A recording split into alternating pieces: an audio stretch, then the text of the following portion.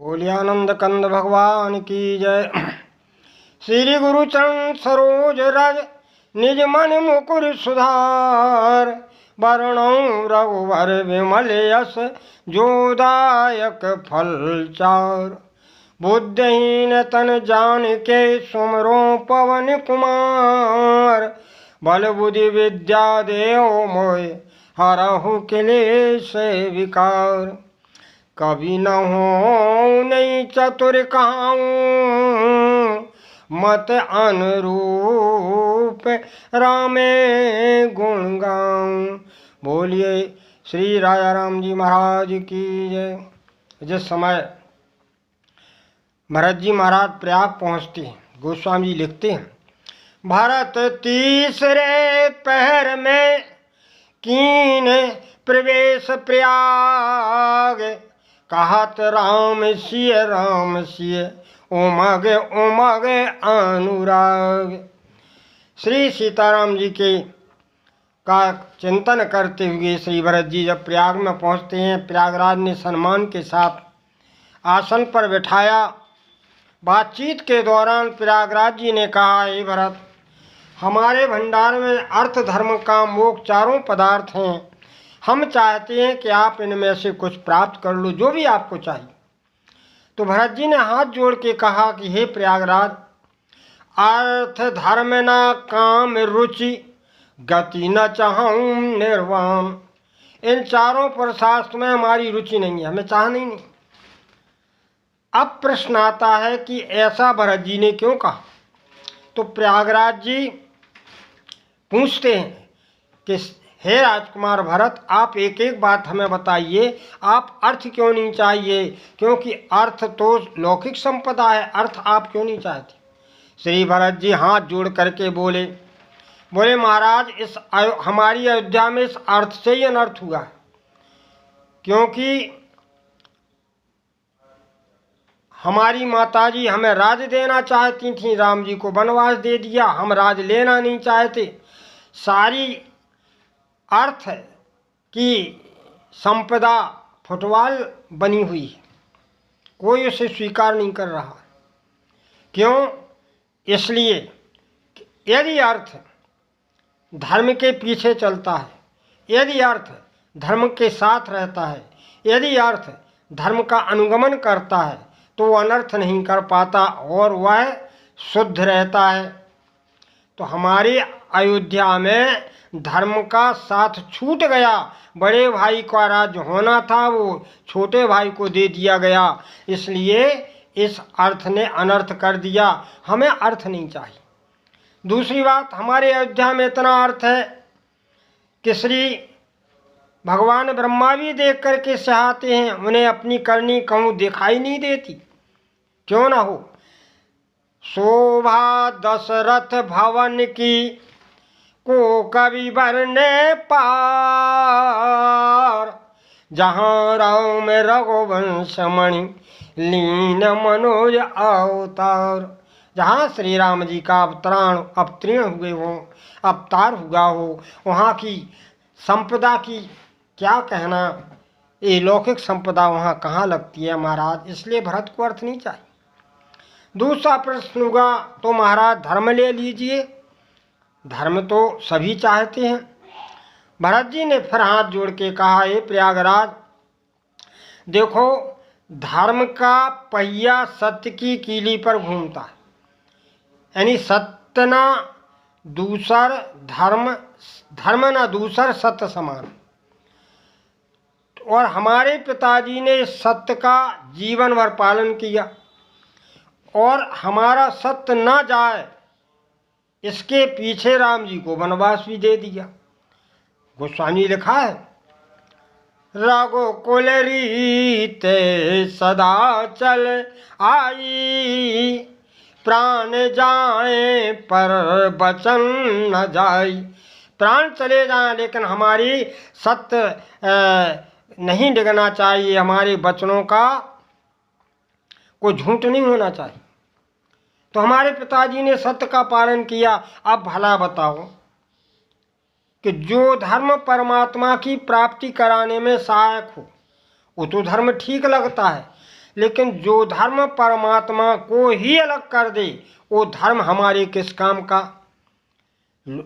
महानुभाव कहते हैं कि हम तो पुण्य करते हैं, हमने तो बड़े बड़े धर्म किए, हमें परमात्मा से क्या लेना देना, हमें तो हमारा तो सदगत अच्छी होगी। लेकिन नहीं, ऐसी बात नहीं है। यदि परमात्मा साथ में नहीं होंगे तो वो पुण्य अभिमान का कारण बन जाएगा और तुम्हें श्रेय साधन से नीचे गिरा देगा। और यदि नहीं भी गिराया तो स्वर्ग के सुख मात्र मिलेंगे, तो उससे फायदे क्या है स्वयं, क्योंकि पुण्य के क्षीण होने पर फिर मृत्युलोक में भेज दिया जाएगा। स्वर्गौ स्वल्प अंत दुखदायी, स्वर्ग के सुख भी तो अंत में दुख देते हैं। इसलिए ऐसे धर्म को महाराज हमें नहीं चाहिए। हमारे पिताजी ने धर्म का पालन तो किया, लेकिन राम जी अलग हो गए तो हमें इस धर्म से क्या लेना देना, हमें ऐसा धर्म नहीं चाहिए। तब फिर प्रयागराज जी ने कहा महाराज तो काम ले लो, काम के पीछे तो सभी भाग रहे हैं। हाँ, बोले काम का एक भाव आता है, यदि काम राम के पीछे रहे, यदि काम में राम विद्यमान हो, यदि काम राम का अनुगमन करे तो वो काम त्यागी बन जाता है, मोक्ष का कारण बनता है। और जिस काम में राम न हो वो काम अपने श्रेय से नीचे गिरा देता है, अनिष्ट का कारण बनता है। तो हमारे यहाँ पर हमारे पिताजी महान पौरुषशाली थे। गोस्वामी जी ने लिखा है, स्वरपति बसे बाएं बल जाके, नरपति सकल राय रोखता के, नरपति सकल राय रोखता के, सो सुनती रस गयऊ सुखाई, अरे देखो काम प्रताप बढ़ाई। जिनके बाहुओं का आश्रय श्री इंद्र भगवान चाहते हैं, ऐसा प्रतापी महाराज दशरथ भी हमारी माता के सामने निरुत्तर हो जाता है और अपने वचनों को पलट नहीं पाते। क्यों? बोले सूल कुल से असी आगे नौ हारे, सूल कुल से असी आगवन हारे, तेरति नाथ सुमन सर मारे, तेरथि नाथ सुमन सर मारे। जो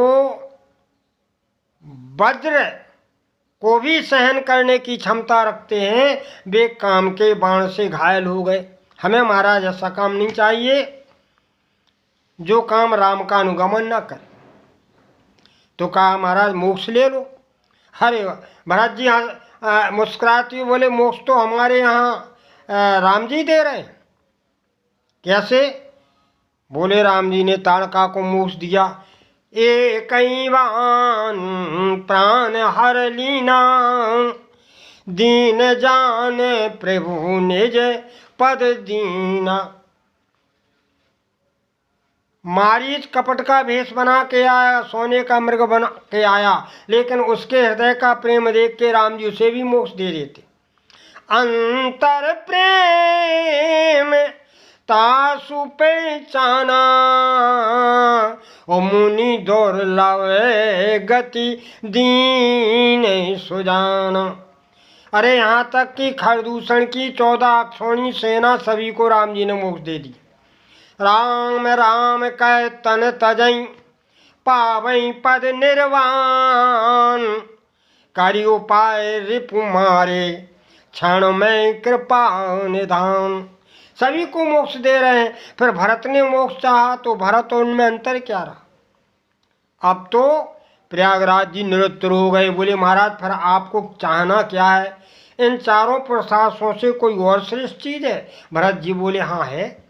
बोले अर्थ धर्म ना काम रुचि, गति न चाहूं निर्वाण। बोले जन्म जन्म सिया राम रति, यह वरदान अगर दे सकते हो महाराज तो जन्म जन्म श्री सीताराम जी के पावन चरण कमलों का हमें अनुराग दे दीजिए।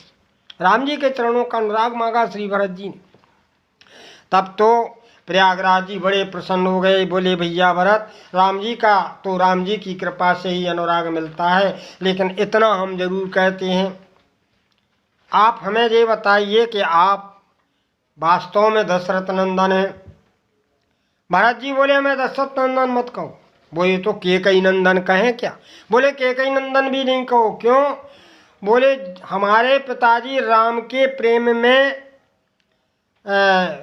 जो है निरंतर चिंतन किया करते थे, राम प्रेम में अनुराग में व्यस्त मस्त थे, लेकिन राम जी के वियोग होने पर ने क्षण मात्र भी प्राणों को नहीं रखा और अपने प्राणों को जो है भगवान के श्री चरणों में समर्पित कर दिया। लेकिन एक हम हैं जो राम जी के वियोग में अपने प्राणों को धारण किए हैं, तो भला बताओ ये भरत दशरथ नंदन कैसे हो सकता है?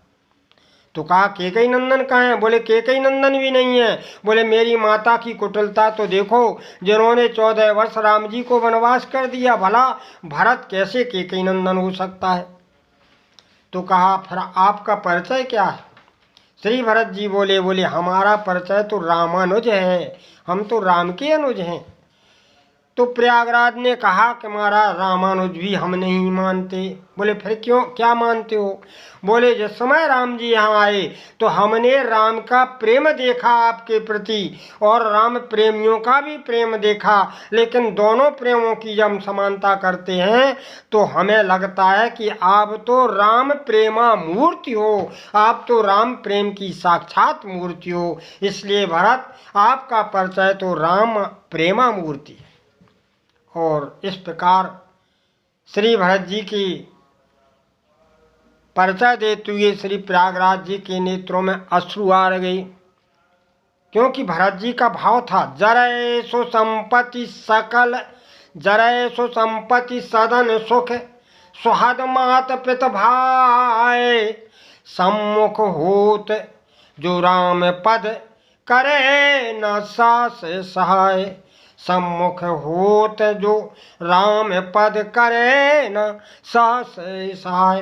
राम जी का तो अनुराग था, इसलिए जो है श्री गोस्वामी जी को लिखना पड़ा कि आगम सने है भरत रघुवर को, आगम सने भरत रघुवर को, वो जहाँ न जाए मन विधि हरि हर को। भरत जी के अगाध प्रेम समुद्र में इतनी गहराई है कि जहाँ पर ब्रह्मा विष्णु का मन भी नहीं पहुँच पाता, ऐसा अगम सने श्री भरत जी महाराज के चरित्र में देखने के मिलता है। इसीलिए गोस्वामी जी को कहना पड़ा कि भरत राम ही की अनुहारी, भरत राम ही की अनुहारी, ओ सहसा लख न सकहें पुरनारी, सहसा लख न सकहें नर नारी। बोलिए आनंद कंद भगवान की।